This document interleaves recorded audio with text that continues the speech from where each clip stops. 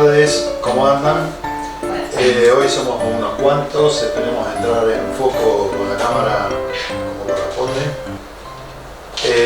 Y bueno, hoy estamos en el último encuentro de Tardes de Novela, para lo cual bueno, nos reúne un texto que no lo hemos leído todo. Es un tomo en realidad de más de 400 páginas, en torno al cual ahora voy a contar una anécdota. Vamos a leer una pequeña parte. Tenemos los prólogos, el prólogo del traductor, el prólogo de la novelista, en este caso es Madame de Genlis, y después la primera parte del libro, que en realidad es un episodio. Es el episodio de o si se quiere son varias novelitas, ¿no? Compiladas en un tomo. Bueno, primero voy a contar la anécdota. La anécdota es muy divertida. Para mí me divirtió bastante. Esto ocurrió a partir de, creo que fue a fines de octubre, más o menos por ahí, cuando decidimos hacer este último encuentro con este texto. Y bueno, pusimos en el grupo de estudio de Historia Argentina, pusimos el texto en PDF. Pasó el tiempo, yo me había olvidado de eso, es más, me olvidé de la fecha en que había que ponerlo, también me olvidé de la fecha bien, cuál era, etcétera, etcétera. Y le escribí a Fabiana y a Ricardo, le escribí también un mail y les mandé un PDF. Me mandé el PDF y les dije, les puse en el cuerpo del texto. Bueno, en esta ocasión son unas poquitas páginas. ¿No? Te mandaste el tomo entero. Y siguió, pasó el tiempo. No, yo dije, y hace unos días terriblemente mal de las proporciones, porque si estos son poquitas páginas, por Dios. Yo también pensé No, vos sabés que me autocritiqué, digo, ¿qué me está pasando? Qué mal que estoy. Sí. Hace poco, ahora ya hace poco, 20 días, 15, 20 días. Entonces le volví a poner el texto, digamos, el que correspondía, lo volví a poner en el grupo para recordarles que era hoy. Y entonces le volví a escribir, pero para eso busqué el texto que yo había mandado por mail, porque no lo tenía a mano. Y entonces fui al mail que les envié a Fabiana y a Ricardo, y ahí me di cuenta que el PDF que le había mandado era el volumen entero. Claro. Era el pequeño texto. El pequeño texto de 200 páginas, ¿no? Entonces le digo, ay, perdón, qué sé yo. Entonces, la primera que me responde ahí al toque fue Fabiana. Y me dice, ay, yo Me daba no quería vergüenza. preguntar porque me daba vergüenza, me pone. Y no estarías llegando a leerlo todo. Claro, me daba vergüenza. Y este otro que me pone, me alegra saber que no estoy tan mal con la proporción. Claro, porque vos imaginate, me dice, son unas pequeñas páginas, De 400, 27 a digo, 400. ¿dónde tengo la proporción? No soy tan hábil lector.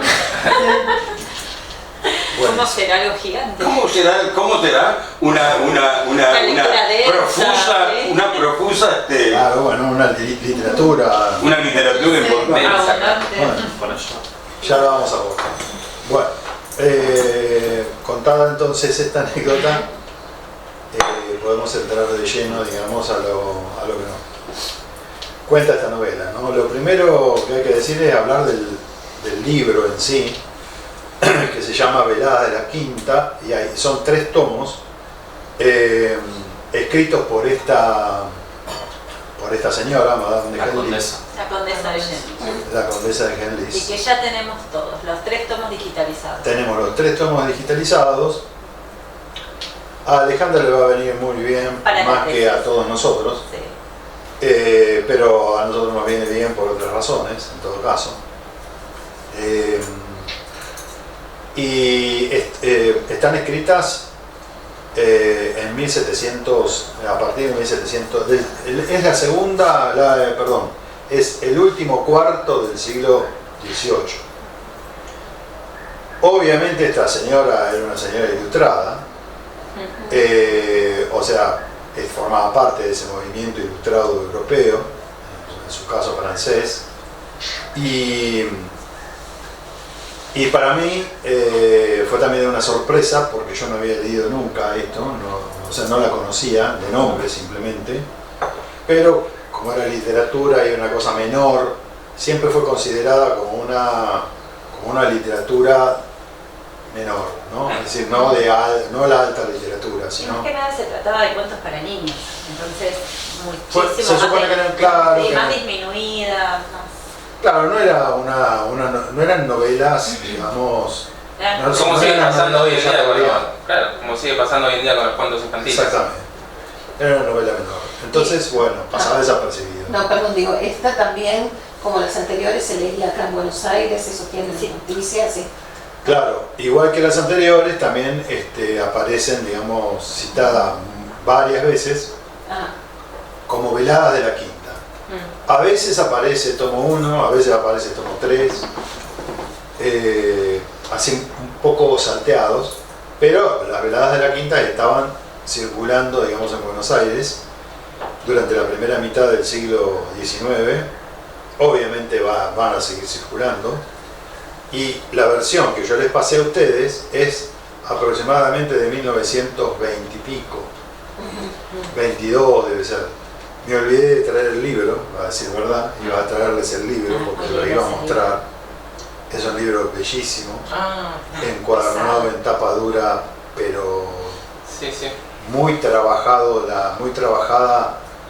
La la hoja, tapa, los bordes los dorados. bordes dorados, o sea, es una edición muy buena que la conseguí por internet y tiene una dedicatoria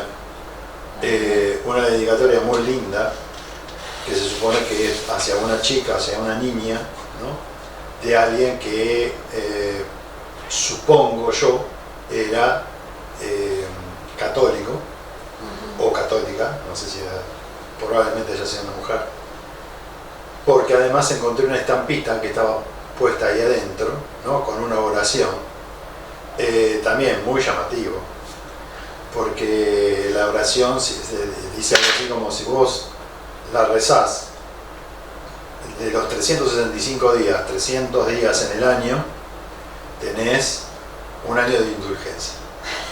Puedes hacer que quieran, pase Es bueno. libre. y Pase libre para mí. Pase ¿No decía el año la dedicatoria? La dedicatoria es de 1922, por eso mira. la edición esta Debe andar por ahí, debe estar por ahí. corresponde. Tiene que haber sido nueva la edición, Claro. una edición muy reciente. En Madrid era un libro también extranjero, ¿no? Claro. Bueno, la cuestión es que esa es la edición que yo les repartí, pero tenemos la edición antigua. Vos La que seguramente conseguiste las tres, circulara, claro. que era seguramente la que circuló Mm. en 1820 o 1830, 50, etc. Más que nada, gracias a Sebastián, que fue el que consiguió indagando en bibliotecas virtuales. Ha sido Sí. Sebastián, sí. Sebastián sí. Así que gracias Sebastián también Gracias, Sebas. por lo que vamos a tener en cuenta Después lo acá, arrobamos. Claro. porque conseguimos los tres tomos. Bueno, entonces, esta es una... Cuando yo les dije que me sorprendí de Veladas de la Quinta porque no lo conocía, me refiero a que, claro, yo no me estoy fijando, ni me voy a fijar, digamos, en el valor literario del texto, en todo caso. Lo que me sorprendió del texto es que está pensado, digamos, para la educación popular. Está pensado, digamos, para educar a los niños de familia. Eso es lo que en principio puedo decirles, ¿no? Y después, bueno, después tal vez haya que decir algo del prólogo del No, el prólogo del está muy bueno. traductor. Ujú. El prólogo del traductor es excelente. Sí, denota la admiración. sí. Que denota la admiración que tiene por la autora, ¿no? Claro. Sí, el propio trabajo que hizo él, ¿no? Eso que pone de haber estudiado el espíritu de la lengua en los mismos que hablan. O sea, que el traducir no es simplemente como conocer una lengua, sino que va más allá, digamos. Tenés que Sí, no saber las solamente la traducción expresiones. literal de la sí. palabra, sino la intención del autor. El traductor es don Fernando Gilman. Exacto, Gilman. Claro, el traductor dice, esto es muy importante, ¿no? el traductor tiene que conocer la sociedad, tiene que conocer la cultura, tiene que conocer el idioma y el significado del idioma, los modismos, tiene que conocer mucho sobre el autor o la autora en este caso. Y eso habla de la forma, digamos, de trabajo que tenía un traductor de aquella época. Yo diría que muchos traductores en la actualidad hacen lo mismo, nada más que por ahí no tienen la necesidad de andar aclarándolo. Pero realmente, digamos, la tarea del traductor acá es, digamos, el mismo traductor pone de relieve su propio trabajo. Claro. Y pasó lo mismo con los libros anteriores, ¿no? Que los traductores decían, Exacto. bueno, yo no seré el mejor traductor, pero creo necesario que este libro va a venir bien en este momento, o sea, como que le da el valor ese de la traducción, más allá de que no sea perfecta, que circule en su idioma. Exacto. Y siempre está o dedicado a alguien o porque estima a una persona y considera que esa obra va a ser fundamental, Claro. o estima al mismo autor. Es una relación bastante personal entre el traductor y el que va a leer o el que escribió. Celebro que lo estemos enfatizando ahora, porque antes no lo habíamos dicho así. Pero porque enfatizarlo también significa que, por lo menos en esta época que estamos viendo de estas obras, el traductor se considera parte de la obra. Sí. Él es también un creador de la obra que nosotros vamos a leer hoy. Bueno, por eso siempre también enfatizan de qué tipo de traducción está haciendo, como si respetó los términos, si se enfocó más en respetar la forma, ¿no? Sí, las notas de la autora, o en un momento están un montón de notas aclaratorias de la autora, las respetó y las puso como en formato. Exacto, Respetando original, el libro. como lo había visto, ¿no? Bueno, eso me pareció muy bueno. Después está el prólogo de la autora, que ahí hay que, bueno, a ver qué... Ahí hace un planteo, digamos, de su... Y ahí el foco está en cómo ella entiende la educación. Ella ha sido primero una crítica sobre los libros morales tradicionales, como que son pura disciplina, que en realidad no ayuda a nadie y que de hecho critican esas obras, critican otras obras por considerarlas vanas y que no funcionan, y ella lo que dice, no, para poder enseñar, en la instrucción, la educación tiene que ir de la mano con que sea ameno, con que sea entretenido, y esa es la mejor manera de enseñar y de educar. Se puede establecer una moral, se puede instruir y guiar a un niño desde cuentos donde ese niño sea feliz y aprenda, que es lo que charlábamos antes. Son libros que le van acompañando al niño durante la historia para que entienda cuál es la moraleja y no se le da todo servido en una frase final diciendo, bueno, tenés que ser bueno o te va a pasar tal cosa, sino que él va aprendiendo en el proceso, que también es mucho de la pedagogía moderna que tenemos hoy en día, que el niño aprende en el proceso y no solamente en un resultado final. Sí, yo había puesto entre comillas, porque es textual de ella, que dice, es posible fijar la atención de aquellos a quienes queremos persuadir y atraer. No, como decías vos, la obligación de que aprenda determinada cosa, sino que es posible atraerlo de otra manera, ¿no? Claro, y enfatiza mucho lo que es lo amoroso, porque al fin y al cabo Sí. no es la institutriz, sino que es una mujer cariñosa que se pone cerca del fuego y los niños alrededor escuchando una historia, una fábula. Más que ser una mujer, una madre. Una O sea, madre. es otro impacto. Sí. Sí, ya vamos a ir ahí. Porque hay más mujeres en la obra. También en un momento dice, como me llamó la atención el lenguaje que utiliza, se dedicó a estudiar a fondo las inclinaciones y los genios y pasiones de la niñez, y habla de la edad más temprana como un momento donde la educación moral tiene que ser, o sea, el momento inicial es el más importante, porque más adelante en el texto hace referencias de la gente adulta que es inmadura, que vuelve Claro. todo el tiempo con ese juego que no fue bien educada en su edad como más crítica, por Sí, así que arrastra su decirlo, edad, sí. como hace todo un tipo más de psicoanálisis también en el momento donde, se podría decir, ¿no? Como marcar un momento indicado donde la educación tiene que llevarse. Es que en esta obra también se habla de la terapia del carácter. Habla de este experimento de los comportamientos de los niños Sí. como una forma de terapia para moldear el carácter. Sí. Hablando de conceptos como terapia. Igual ella no hace alarde, o sea, yo creo que ella sabe que está haciendo una gran obra, pero sin embargo, como rebaja, ¿no? el trabajo de ella, no hace alarde de Pasa su que trabajo. eso también lo dice en el prólogo, de que tampoco busca imponerse o declararse, no, mi libro es tal cosa, porque en el prólogo lo dice, de que aquellos libros que se dicen libro moralizante, moralizador, ¿quién define qué es moral o no? Eso lo tiene que definir en todo caso el lector a la hora de leer la obra. Claro. Con la obra y dice esto Claro. funciona y ya está, ¿no? No, hace una prueba. Se construye Sí. la obra, la ¿No? parte que construye este método. Sí, No, o pero sea, además junta en una tertulia a niños. Claro, claro. Me está buscando la palabra. Sí. los reúnen en una tarde de Hasta novela. busca los niños Bueno, más es interesante, o revoltosos. sea, que Sí. la propia novela tiene como una cuestión utilitaria, que eso es algo que me parece muy importante, sobre todo dentro del relato de la modernidad, ¿no? Y también no hace distinción, o sea, ambos sexos son como en el mismo lugar, los ponen. O sea, más o menos respetando una edad, pero sí. No diferencia entre No niños y diferencia, niñas. que es como importante para la No. época.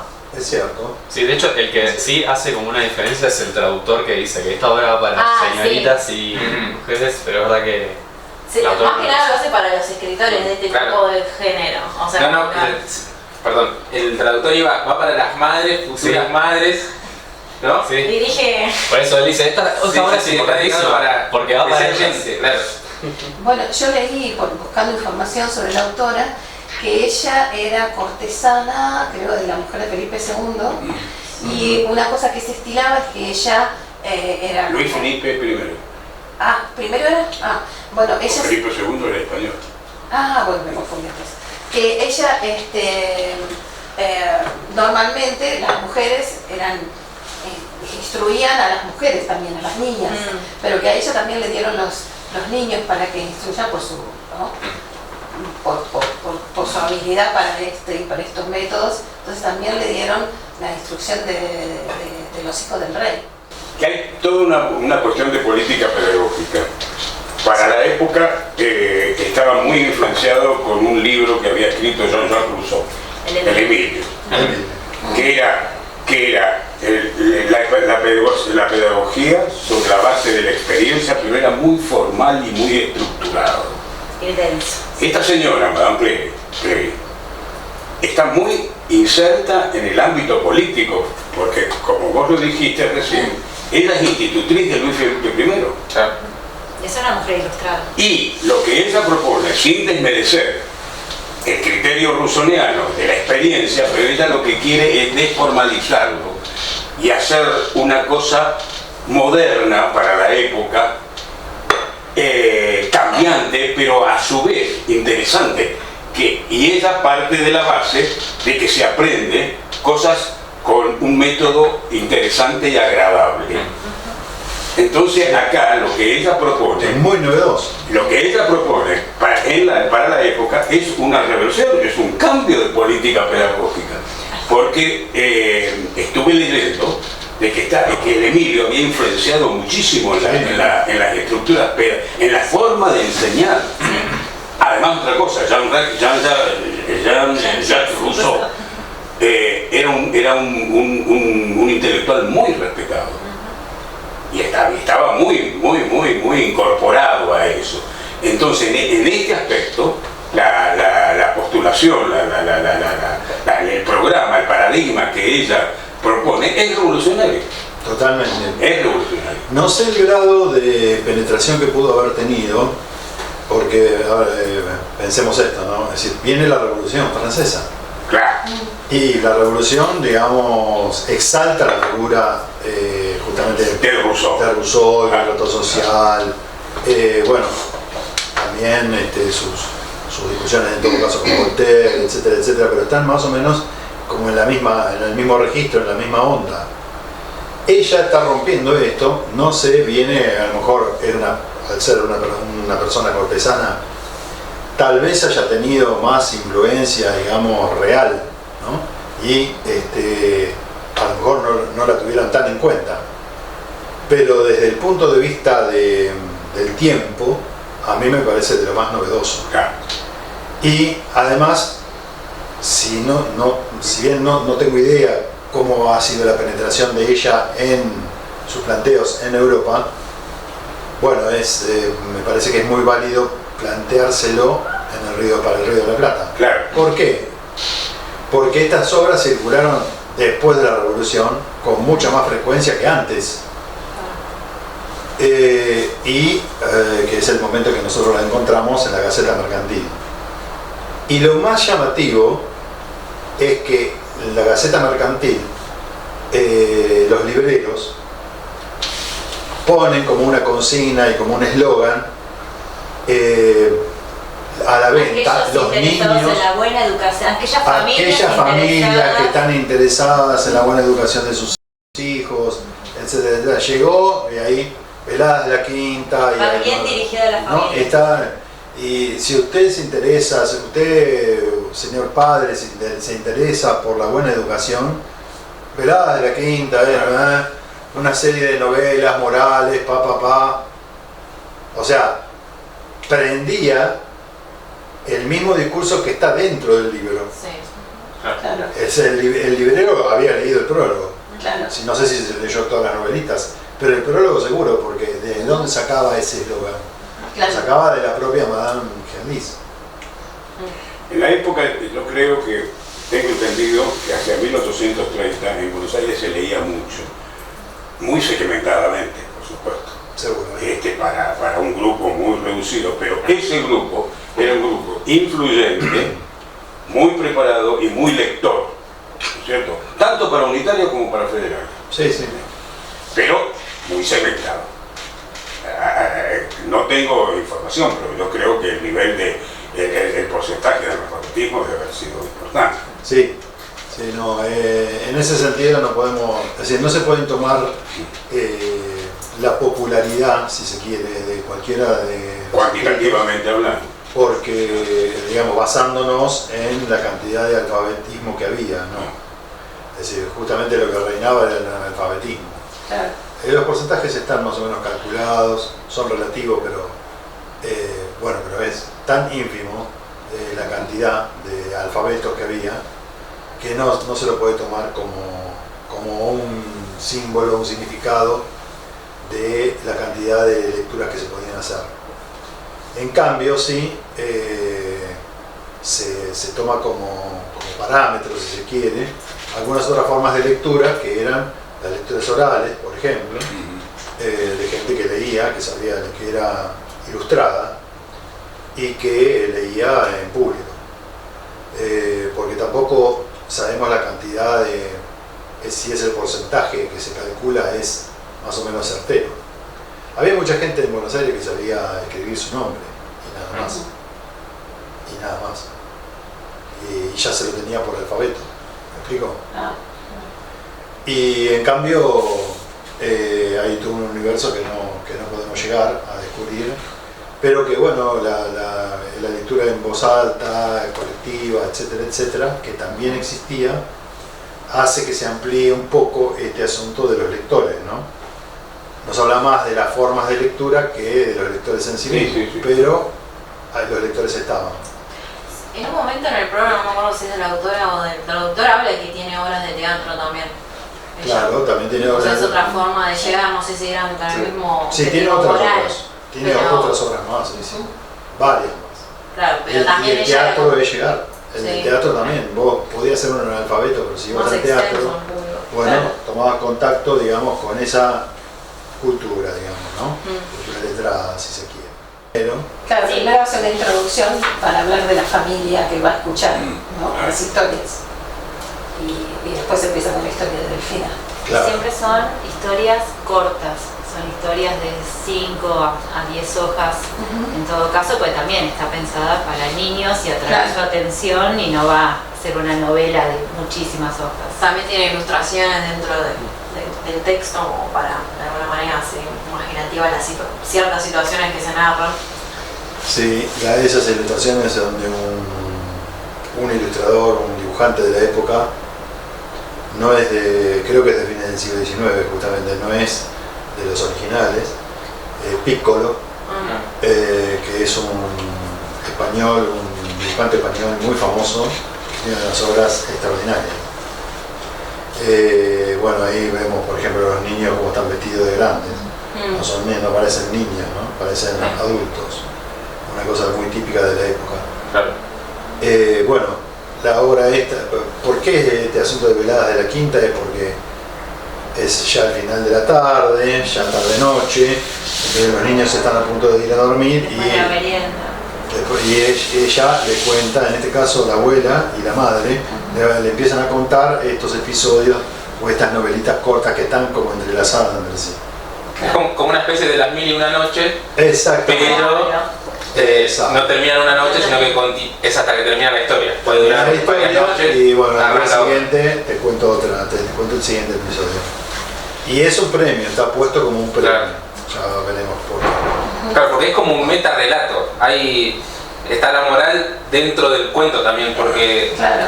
el relato de la madre es interrumpido por sus hijos a medida que avanza, interviniendo, preguntándose ciertas cuestiones. Está el aprendizaje también ahí en esas preguntas, ¿no? Sí. Dice, ¿por qué hizo esto? ¿Por qué no lo hizo?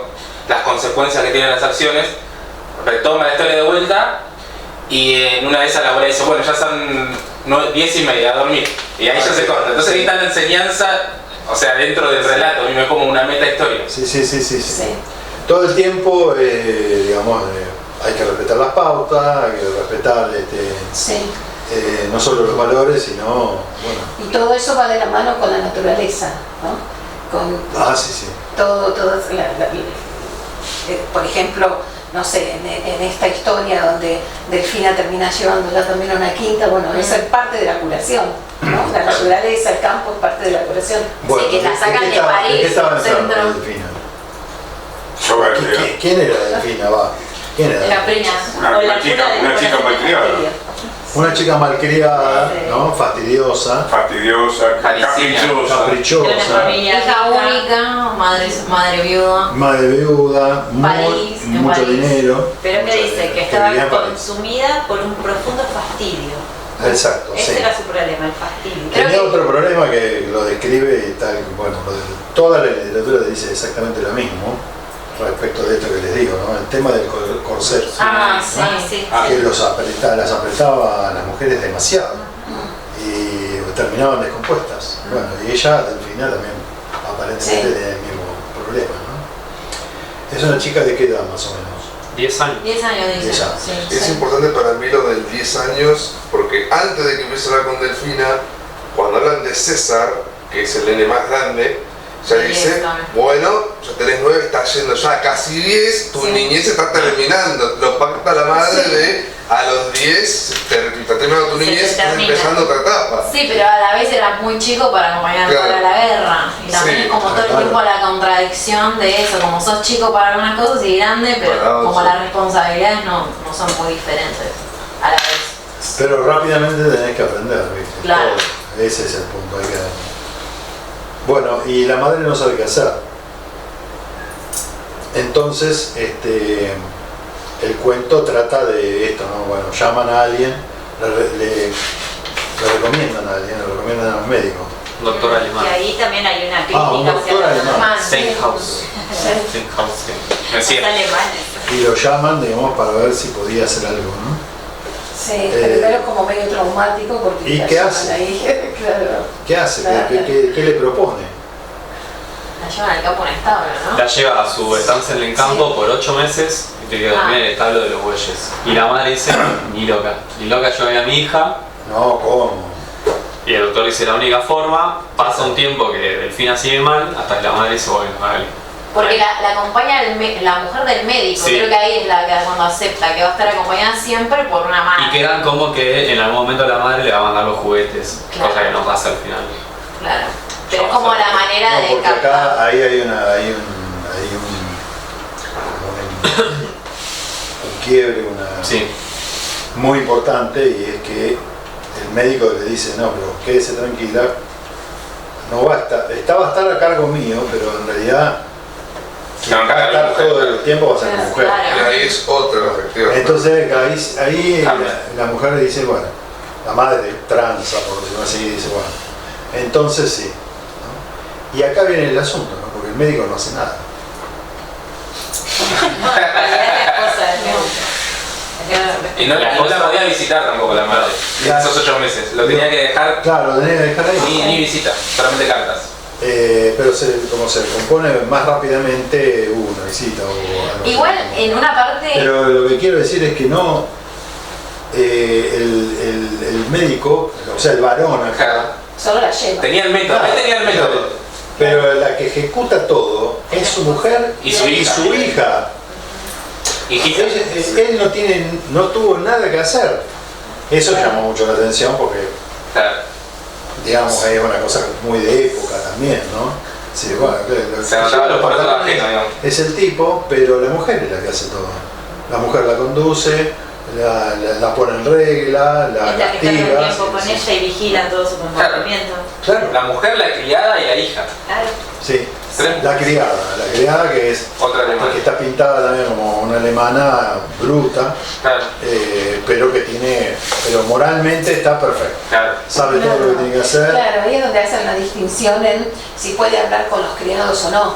Claro. Porque no puede hablar si son incultos, si no están preparados. No, pero eso es lo que Parece marca que la madre. puede claro. llegar a hablar con un criado que no está educado, no puede darle nada bueno porque no tiene educación. No, también habla de la amistad ahí. Claro, pero ahí, Sí. claro, es una diferencia, porque sí hay criados que moralmente pueden tener un diálogo con ellos, ¿no? Porque la educación va ligada a la moral. Si la persona Sí. está educada, es más seguro que tenga una buena moral. Ahora, muchos criados, si no están educados, no van a tener una buena moral. Entonces Sí. ahí la incita a que ella distinga, que empiece a diferenciar. Y hasta qué punto puede tener una amistad con un criado. Sí. Porque en un momento las criadas empiezan a decir no queremos ir al campo porque hace frío y empiezan como a querer cooptar a los Eso para que niños. eso es en la historia troncal igual. Claro, pequeño paréntesis, esto de la parte de Delfina. Esto es el por qué se empieza a contar lo de Delfina. Claro, pero en un momento yo lo que quería traer era que la madre en un momento hace la pausa y dice como, bueno, siempre hablando de Delfina, toma la historia de Delfina, dice las mujeres siempre no pueden ser solamente buenas en una cosa, sino que era, en especial Delfina tenía como el arte del baile, tenés que ser buena en muchas cosas, tenés que, para ser una buena futura madre, todo el tiempo marca el rol de la mujer.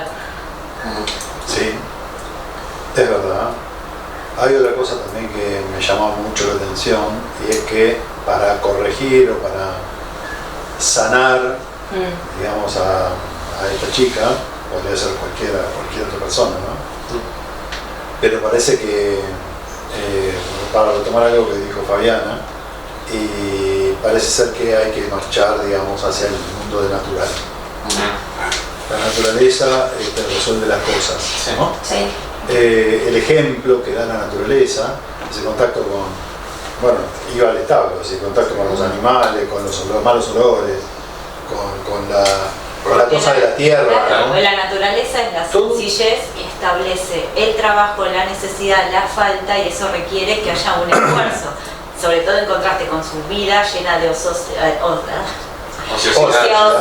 claro, con lujos, con todo servido, donde ella y sí no tenía ningún ímpetu de nada, porque tenía todo. Claro, tenía todo. Todo, Sí, y ahí no al había no tener iniciativas. nada, claro, le faltaba una motivación en la vida, que después empieza con el ejemplo de las mariposas. Claro. Yo le veo ahí una mirada fisiocrática al asunto, ¿no? Es decir, cómo el hombre tiene que tener ese contacto con la naturaleza, ese vivir en armonía con el mundo natural, que te permite, digamos, elevarte como persona. Así realizarte. Porque la naturaleza lo que hace al fin y al cabo es trabajar o estar en acción. Justamente lo que dice la autora, esto de la moral puesta en acción, eso es lo que le interesa a ella mostrar.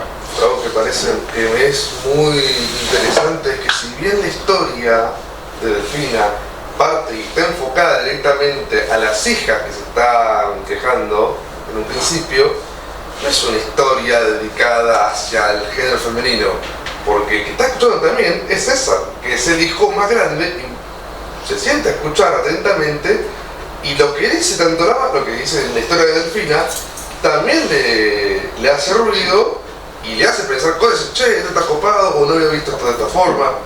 Sí, la educación acá es para todo el mundo. Sí. Y a los niños no será también una forma de educarlos para que elijan una buena esposa. para que detecten si es una esposa ociosa, mal acostumbrada, o si es una esposa que prefiere más que nada la sencillez, el esfuerzo. No, y además a mí lo que me llamó más que nada la atención es cómo el estatus social o la clase social está más determinada por la educación que por el dinero. Bueno, llegan a decir que son distinciones ideales entre la nobleza y la gente. La madre directamente le dice, mira, la única diferencia acá es que nosotros nacimos con más una posición económica mejor y sobre todo que tenemos educación, porque esa es la principal diferencia que te diferencia a vos, y le dicen a las nenas, de las sirvientas. Claro. Pero si no tuviese educación, por más que tengas todo el dinero del mundo, seas igual de vacía que ella. Le empieza a contar la historia de Delfina. Para ponerle el ejemplo. Bueno, ahí Delfina lo que hace, cuando la mandan al establo, al otro día se pone todas las joyas. Dice, bueno, ya que me maltratan, como que no me consideran, se puso todas las joyas, fue a almorzar, a ponerle las joyas ahí en la cara a Enriqueta y a la madre, y no le dieron ni 5. No. Entonces, como que le hicieron entender, mira, vos no valés por la joya, vas a valer el día que seas educada, que seas centrada, ahí te vamos a tener en consideración. Por tu joya no valés. Así, más ligado a y aparte en el campo. Claro. Claro, pero ligado también a esta idea de ser una buena esposa, una buena madre, esto del cuerpo sano, de dar el paseo, ¿no? La realidad del campo. El aire, el ejercicio, la gimnasia, todo eso. Sí. Sí, y esto también está reflejado en cómo termina el cuento de Delfina, que la madre lo termina así de golpe y como, bueno, encontró un marido que le hizo feliz y termina. Sí. ¿Entendiste, nenita? Bueno, era el secreto. Claro, y de hecho las hijas a la madre le dicen, ¿qué? ¿Ya terminó? Y la madre dice, Esa es la primera de tu historia. La parte es un final y listo. La parte de la operación de la catarata es mortal. Sí. Lo operaron ahí en una rondita. Ya vio, ya está. Yo me operé de catarata, no salí viendo así tanto rápido. Metiste a tu familia en el quirófano ahí. Sí.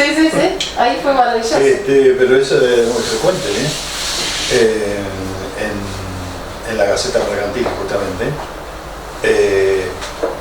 sale la publicidad de un médico que te operaba de cataratas. Mira. ¿Cómo se Ya llama? por entonces. Los cirujanos eran valorados por que lo hicieran rápido. Claro, Sí. utilizaban exactamente el mismo método que usan ahora con el rayo láser.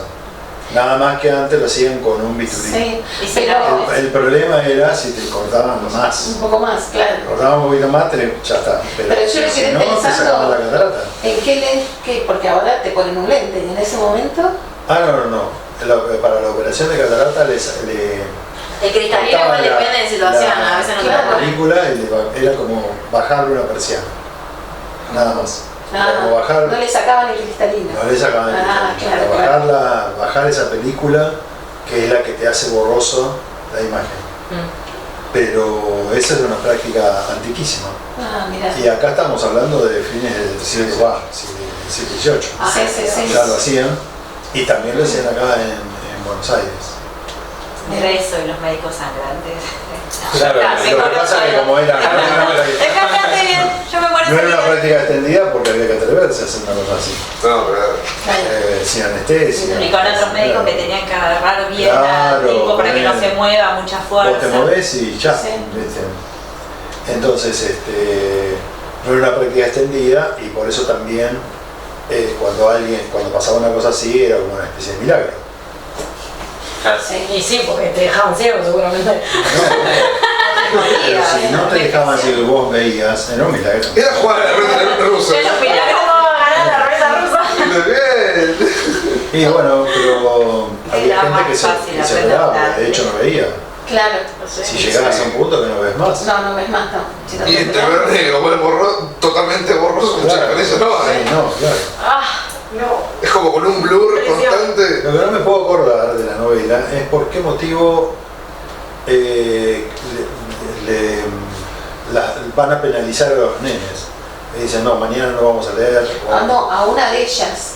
Una de ellas. Porque se burló de alguien que fue a jugar al ajedrez. me Sí, parece. de un de un vecino que fue a jugar al ajedrez con el abate, el ayo del hermano. Claro, Sí, entonces porque era maestro, ¿no es cierto? Claro, era tartamudo, tenía una peluca rara, entonces la nena se burlaba.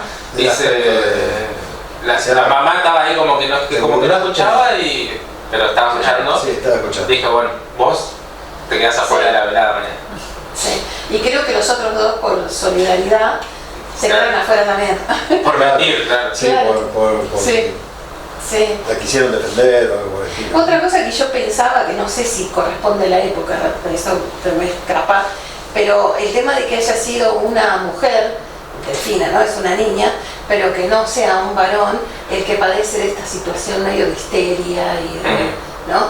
Porque, bueno, era como una enfermedad de las mujeres, ¿no? Pero yo lo conozco más acá en el tiempo de estos estudios, pero no sé si en esa época se daba. Posiblemente sí. Posiblemente sí, pero todavía no está poco definido, diría yo, la tipificación, digamos, de la... Claro, yo de haber leído sobre criminología al principio del siglo XX, pero no sé si en esta época a las mujeres también se le atribuía estos estados de histeria, ¿no? Posiblemente sí, pero la verdad que no lo desconozco. Lo desconozco si estaba definido o descrito, Claro. ¿cierto? Descrito como un problema o como una enfermedad. Igual habla de problemas sociales, ¿cómo lo decían? Plagas de la sociedad, esto, como algunos vicios en el tema moral. Que si no lo tratas de chico, Bueno, sí, después claro. te persigue por toda la Toda la adultez. vida, sí. Pero es medio patológico, como lo patológico. Claro, eso. Bueno, y otra cuestión también que me llamaba la atención, más allá de esto que venimos hablando, ¿no? De que el cuento era para ambos sexos, tanto en la historia principal como en la historia de Delfina, siempre son las mujeres las que están a cargo de la educación, y en las dos historias los hombres se van. Cuando empieza la historia de Madame, ¿cómo se llama? Mary se va a la guerra. Claro, el marido se va a la guerra, entonces por eso se va a la quinta. Y en la historia de Delfina, el padre no está, se murió. Hay una ausencia paterna. Entonces siempre están las mujeres a cargo Y el de la médico la educación. deja en el establo y se va. Claro, también, siempre son las mujeres. Y en la historia principal es la abuela y la madre. Claro. Bien belgraniano es. Claro. ¿Sí? Si hemos leído a Belgrano, Ah, yo en mi cara no estaba. cuando uno lee a Belgrano dice, bueno, acá la mujer tiene un rol central en la familia, que es la educación de los hijos, y eso se mantiene mucho, ¿no? Esto es fines del siglo XVIII también, cuando escribe Belgrano, y lo señala así. Y después toda la literatura que viene a posteriori, como Bueno, vos nosotros sabés, lo trabajamos mucho con Claro. la Aljaba. todos, ¿Qué es lo que digamos, plantea la Aljaba? La educación de la plantean mujer es fundamental. Yo tengo una revista. Claro, es es fundamental porque son las Sí. formadoras de madres Son las y que de están en los la hijos de casa. la patria. la que están en la casa, la que lo están Bueno, teniendo los se niños. extendió después durante el peronismo, pasaron lo mismo. Bueno, claro, Las después se madres, retoma claro, otra vez, formadoras ¿no? de peronistas, Mucho de eso. claro. Y era un poco también por porque ya en pleno siglo XX las cosas empezaron a cambiar, es como que se da vuelta, ¿no? Pero cuando la mujer tiene la necesidad de salir a trabajar afuera, se le quita el relieve de ser la que tiene que educar sí o sí a los hijos. Mientras la mujer se queda en la casa, bueno, vos que estás en tu casa, ¿qué vas a hacer? Cuidar a tus hijos. Tener hijos primero, y después educarlos. Sí, es lo de la esfera pública y la privada, Durante el peronismo pasa algo paradójico, que es que la mujer ya no, digamos, en la última etapa no necesitaba tanto salir a trabajar, pero quiere salir a trabajar. Pero de todas maneras se enfatizaba, digamos, la educación de los hijos dentro de la familia. Sí. Y aquí, digamos, por eso la velada de la quinta es muy llamativo también, es que este tipo de educación, yo arranqué con algo que dije así, educación popular, pero entendía como algo, no la educación popular formal, sino que la educación está compuesta por la formalidad y la informalidad. La formalidad en todo caso te lo da la escuela, y si existe escuela, ¿no? ¿Cuál es la instrucción que hemos visto en las primeras letras, la aritmética? Exactamente, esas cosas, ¿no? Pero después pasa por la casa, ¿no? Pasa por lo que te dieron tus padres, la familia, y que ahí es tus la moral. abuelos, la moral, y es... Pero también hay algo también de... No sé si llamarle, no es instrucción, pero sí es esparcir una información o brindar información a través de estos cuentos. Porque esta mujer, Madame de Genlis, tal como ella dice también en alguna parte, es muy instruida, ha leído mucho y las notas al pie que tiene son todas notas aclaratorias, y yo diría que es el trabajo de un científico, es el trabajo de un científico actual. O sea, Exacto, sí. explica lo que ella va hablando y dice esto significa tal cosa, lo pone abajo en una nota. Pero también es una forma de que se llegue la información si no son tan instruidos, y es como una forma de seguir educando al que lee y a los que es como todo el tiempo una evolución. Tal cual. Hasta las notas son para... Claro. Todo eso me sorprendió muchísimo. Cosa que volvemos a lo mismo, el punto principal de toda la historia es todo ser humano tiene que ser educado, y la mejor forma de hacerlo es de forma experimental y natural.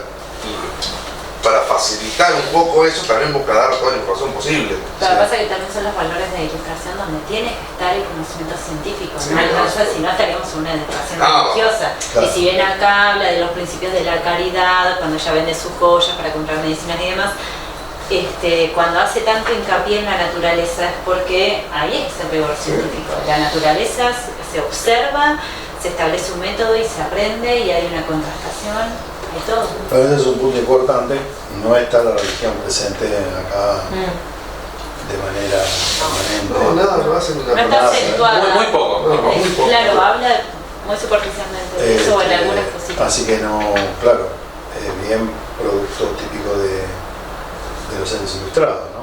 Yo no leí el Emilio, creo que leí algún fragmento, ¿no? Una materia, me parece que con Pablo Pobre. Sí. O controversia. No, me parece que fue con Pablo Pobre. Y me parece que el contraste con esta es la dulzura o el amor con la educación, ¿no? El Emilio, por lo que recuerdo, como mucho más Estructurado, más estricto, más formal. Claro, pero además más estricto con los Sí, niños, sí, ¿no? sí, sí, Más sí, duro. sí, sí. En cambio acá, Es un método de enseñanza. Inclusive en el Emilio él deja la puerta abierta para el castigo corporal. exacto, sí. Las sutilezas. Que había que pegarle con las reglas de la mano. Cosa que en Buenos Aires fue práctica común esa.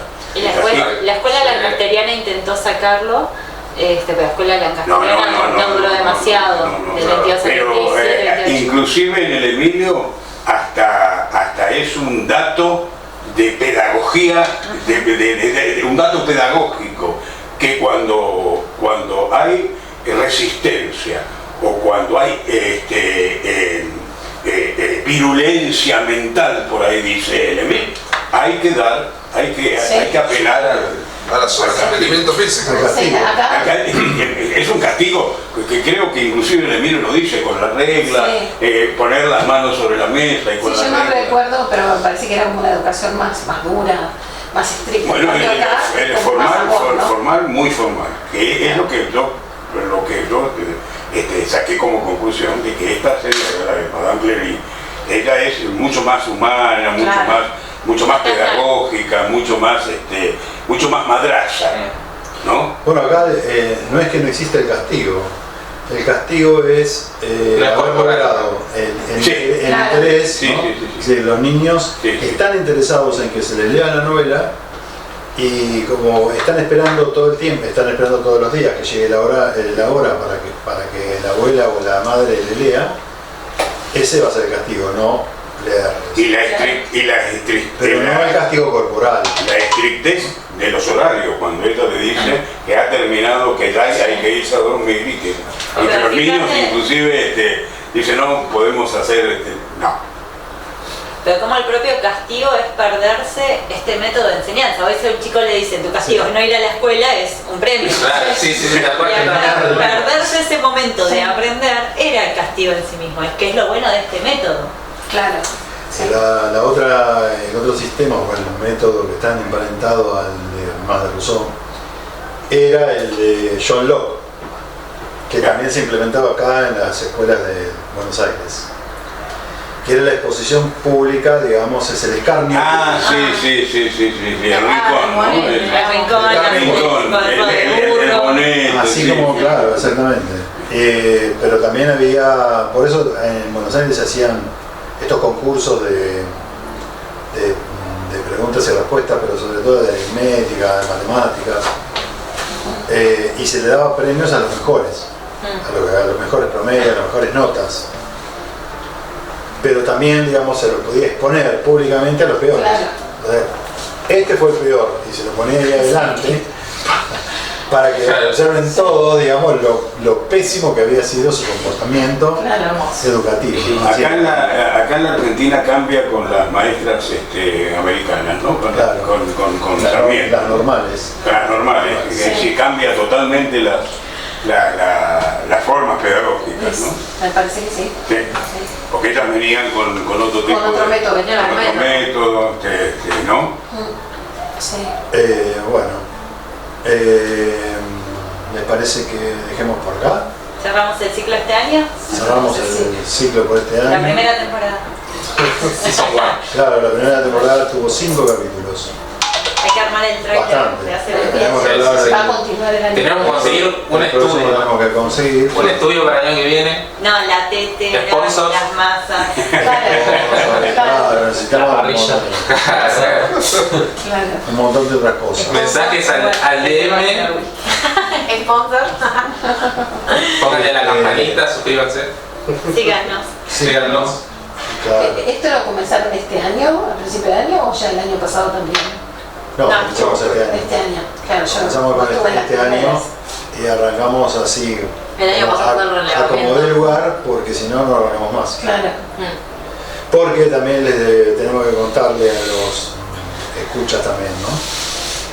Que, las cosas se pueden postergar por muchas razones. Pero entre las razones aparecen siempre las cuestiones técnicas, profesionales, es decir, esto debería estar hecho por un profesional, debería estar hecho con un locutor, deberíamos tener alguien que sepa de radio, video, alguien que maneje el sonido, la cámara, los tiempos. De hecho, el lugar físico, pues nos ha pasado de que han abierto la puerta. Nos pueden tirar la cámara. Pero Guillermo, eso necesita un velocista. Bueno, para hacer todo eso, ¿cuándo lo vamos a hacer? Aquí adentro no lo vamos a hacer nunca. Entonces hay que hacerlo igual, porque por lo menos estamos entre nosotros, la pasamos bien y nada más. Eso es todo. Así que bueno, por el momento los saludamos hasta el año próximo. Y ya veremos con qué novelita vamos a hacer tarde de novela. Gracias por acompañarnos. Adiós. Buenas noches.